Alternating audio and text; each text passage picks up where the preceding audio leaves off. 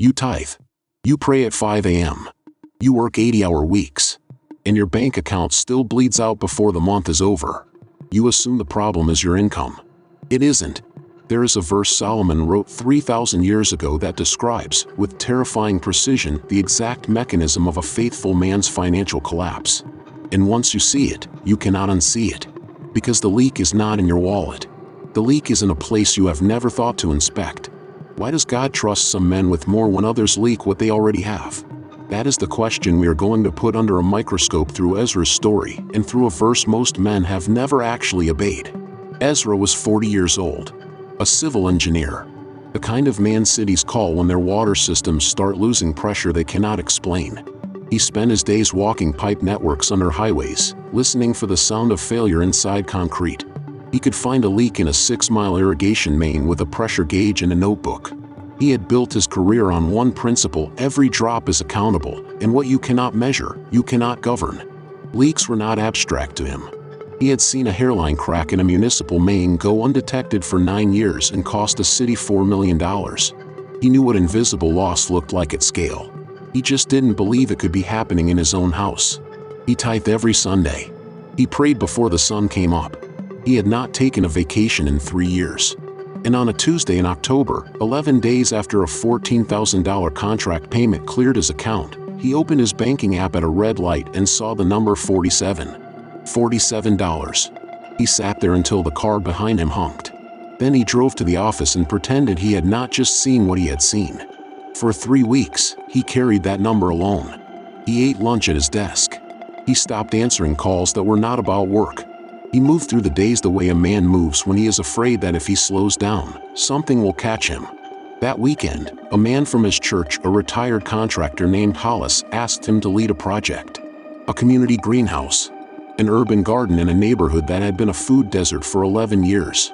No grocery store within 2 miles. Children growing up not knowing what a fresh tomato tasted like. Ezra said yes before Hollis finished asking. Partly because the work mattered. Mostly because he could not bear another Sunday sitting in a pew with $47 in his account and no explanation for God or himself. 3 weeks into the project, Hollis pulled him aside on the worksite. Looked at him the way a doctor looks at a patient who has been lying about the symptoms. He said, "Ezra, you map water loss in failing systems for a living. When was the last time you mapped your own?" Ezra did not answer. He looked back at the site. Something in him wanted to argue, to say that mapping a municipal system and mapping a life were not the same thing, that the analogy was too clean, that Hollis did not understand the pressure he was already under. He did not say any of it. But he felt it. The resistance was the first honest thing he had felt in 3 weeks. There is a sentence in Proverbs chapter 21, verse 20, that most people read past without stopping. The wise store up choice food and olive oil, but fools gulp theirs down. I missed this verse for years. Not because it was hidden, because I did not want to see what it was pointing at. Every time my account ran dry, I blamed the size of the paycheck, not the size of my appetite. Solomon was not writing about diet. He was writing about a law that governs every man who has ever earned a wage. Storage is not a financial skill, it is a spiritual discipline. The fool isn't the man without income, he is the man who refuses to govern what enters his hands. Desire governed is wealth multiplied. Desire unleashed is prosperity destroyed. That is the law. It does not care about your salary, your job title, or the strength of your prayer life. It operates the same way gravity does. You can be the most disciplined engineer in the city measuring pressure to the second decimal and still be financially hemorrhaging because the one system you never thought to inspect was the one inside your own chest. And there is a second leak most men never see. It does not look like consumption. It arrives later. We will come back to it. This is what Ezra had not yet understood. That every appetite he had ever indulged without measurement was a joint in the pipe. That night Ezra opened a spreadsheet. Not for a client. For himself. He pulled 90 days of statements. Every transaction.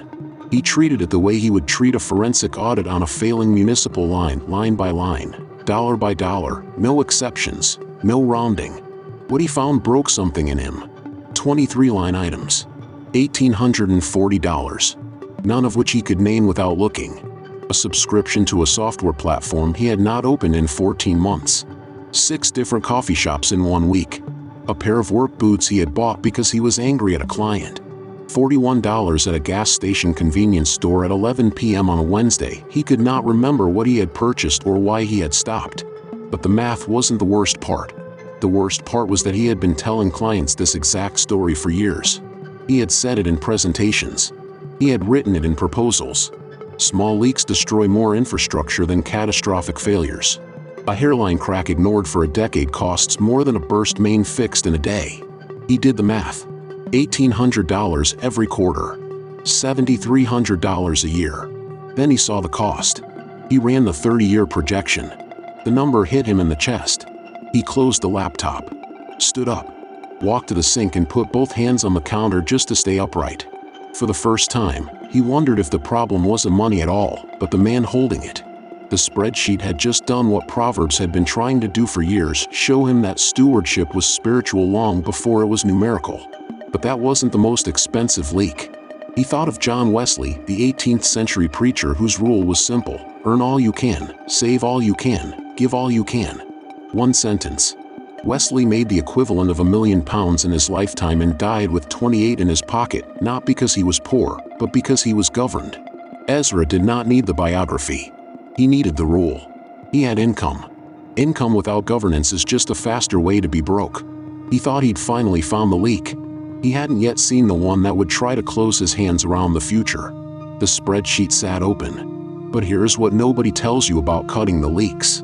When the noise stops, you can suddenly hear what the noise was hiding. For 6 weeks Ezra cut subscriptions, impulse purchases, the Wednesday night gas station runs whose purpose he could not name even to himself. And in the silence that followed, he started hearing things he had been deaf to for 2 years.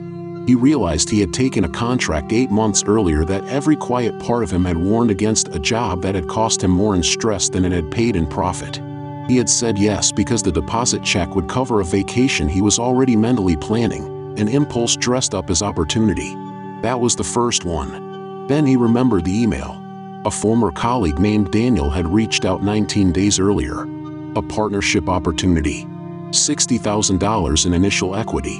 A water reclamation project in 3 counties. Daniel had written him personally, said he had thought of Ezra first. The email had landed in a promotions folder. Ezra had not seen it. He had not seen it because for 19 straight days he had been scrolling through retail notifications and entertainment alerts, training his attention to register noise and ignore signal. He found the email at 1 a.m. on a Thursday. The apartment was completely quiet, no notifications, no television, nothing. Just the hum of the refrigerator and the sound of his own breathing. He opened it. Read it 3 times. Looked at the date. Daniel had filled the position 11 days earlier. He closed the laptop. He did not move. He sat in the specific weight of it, not the $60,000 exactly, but the version of himself who had been too loud to hear his own name being called. That was the thing that would not let him stand up. Not the loss. The distance between who he had been and who he had needed to be, measured in 19 days of noise. He thought the email was the failure. The soil told him otherwise. The next morning Ezra stood at the garden site over a drip line he had installed 2 weeks before. He had rushed the layout, wanting to be done, wanting to feel productive, and he had connected 2 fittings without pressure testing the seam. Water was leaking under the soil. The plants directly above it were drowning while the plants 3 feet away were dying of thirst. He stood there for a long time. He drove home with the windows down, the air cold against his face, the garden still in his hands somehow, the smell of wet soil, the image of those drowning roots. The shame did not wait for him to sit down. It caught him at the kitchen door. Not as temptation, as accusation. A voice that said, "You missed $60,000 because you could not govern a $20 coffee habit. You are not the man God promotes. You are the man God works around." He believed it. For 3 weeks, he believed it. He avoided Hollis's calls. He showed up to the site late, left early, told himself he was giving the other men room to lead. He drafted a text to Hollis twice saying he needed to step back from the project. He deleted it twice. But the thought stayed. He pulled out the garden blueprint. 12 raised beds. Drip irrigation to each. A composting station. A greenhouse that could extend the growing season into November. He took a red pen. And one by one, he crossed out 8 of the beds. Told himself he was being realistic. Told himself it was wisdom. He folded it. He placed the revised blueprint face down on the passenger seat of his truck. The lot was quiet before he arrived. He sat in the truck in the gravel lot beside the garden site at dusk that Friday, the blueprint face down beside him. 4 beds where there had been 12. The men he was mentoring, fathers from the neighborhood, men who had been told for years they had nothing to offer their own children, had noticed him going quiet that week. One of them, a man named Reuben, had asked if he was all right. Ezra had lied. He stared at the folded paper. He could feel the smaller plan trying to harden into reality. 4 beds. Manageable. Safe. A garden sized to his confidence instead of his calling. If he drove away now, no one would call it quitting. They'd call it wisdom. He had pressure tested that irrigation layout to 47 psi without a single drop of loss. 47 psi. He had walked Hollis through the test results with the calm certainty of a man who knew his work. And he could not hold the vision of 12 beds against the weight of one missed email. A dog barked somewhere 2 streets over. The dusk light was flat and gray against the gravel, the kind of light that makes everything look like it is waiting. Something in him stopped, because he remembered something he had said to a junior engineer 2 years before. A system does not fail at its strongest point. It fails at the joint where 2 materials meet under pressure. The joint between his past failure and his present calling was exactly where he was sitting. He had repaired that joint in concrete and steel 100 times. He knew the repair. It did not require new material. It required governed pressure, applied consistently, across the seam until the 2 materials behaved as one. In the cab of that truck, he understood something terrifying and simple. God had not reduced the blueprint. He had. And only he could unfold it again. Not for a contract. For obedience. He had been trying to govern desire. He had not yet learned to govern shame. Desire had emptied his accounts. Shame was trying to empty his future. There were still nights when the missed email surfaced at 2 a.m. and the accusation felt indistinguishable from the truth. But he had learned to hold it the way he held a pressure gauge, reading it without becoming it. Shame is an appetite too. It doesn't eat money, it eats vision. An ungoverned shame was what had made the desire leaks invisible in the first place, not just by stealing the vision, but by making the audit feel too dangerous to run. Shame had not arrived after the leak. Shame had been guarding the pipe, keeping his eyes away from the gauge, ensuring the loss continued in the dark. This was Proverbs 21 verse 20 in flesh, not just storing oil, but refusing to let shame drink it in the dark. At 6:47 a.m. the next morning, Ezra arrived at the worksite before anyone else. The sun was just clearing the rooftops. The dew was still on the soil. He walked to the table where the men gathered for morning coffee. He took the original 12-bed blueprint out of his bag. The paper smelled like dust and coffee. He unfolded it. He smoothed it flat against the wood. His thumb left a faint crease on bed 12. He did not say anything. He did not need to. The leakage had taught him to govern desire. The static had taught him to govern attention. The missed opportunity showed him where grief had been governing him. The folded blueprint had taught him to govern shame. And the unfolded blueprint, that was the currency. Not the contract. Not the income. The capacity to hold the full size of a vision against the full weight of an accusation, and not shrink. Because a man who can hold a 12-bed vision without shrinking it will not keep making $10 decisions that cost him $60,000 futures. That was what God had been waiting to see. The garden opened 9 weeks later. The men showed up. The field that had been empty for 11 years grew tomatoes and peppers and squash and beans, and the children of that neighborhood ate vegetables their parents had grown. But what grew in the ground was not the only thing that grew. The men who built it, fathers who had been told for years they had nothing to offer, no longer needed to be told otherwise. They had already disproved it in soil. The ground held the evidence. No accusation could reach back and undo what governed hands had already made. 6 weeks after the opening, Ezra received a voicemail from Daniel. The position had reopened. Ezra listened to the voicemail twice. Then he set the phone down on the worksite table next to the unfolded blueprint, and he picked up the soil pH meter, and he kept walking the rows. The garden was not a consolation prize.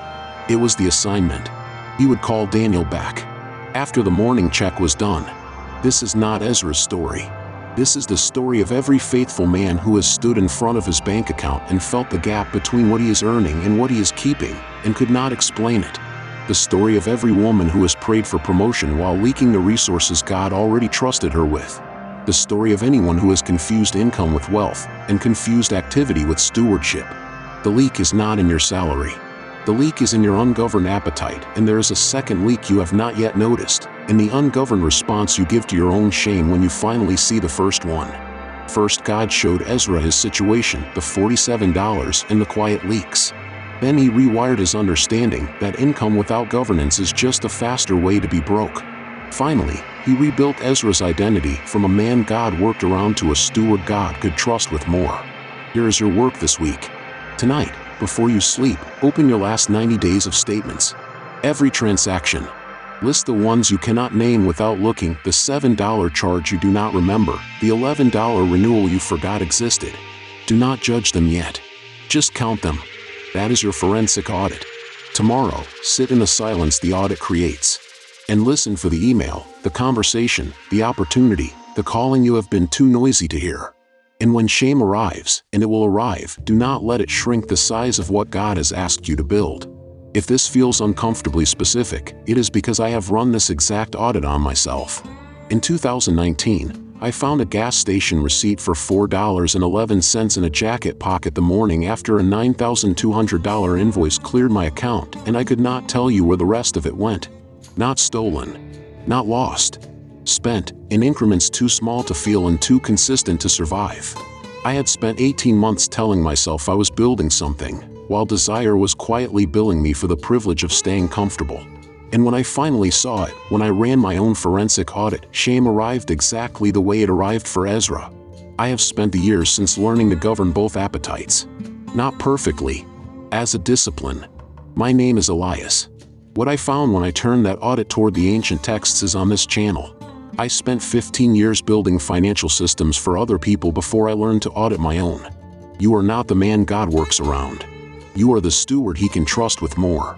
Every week you leave without running this audit is another week the leak runs undetected, another Daniel email aging in a folder you have not opened, another $60,000 future quietly filling someone else's account.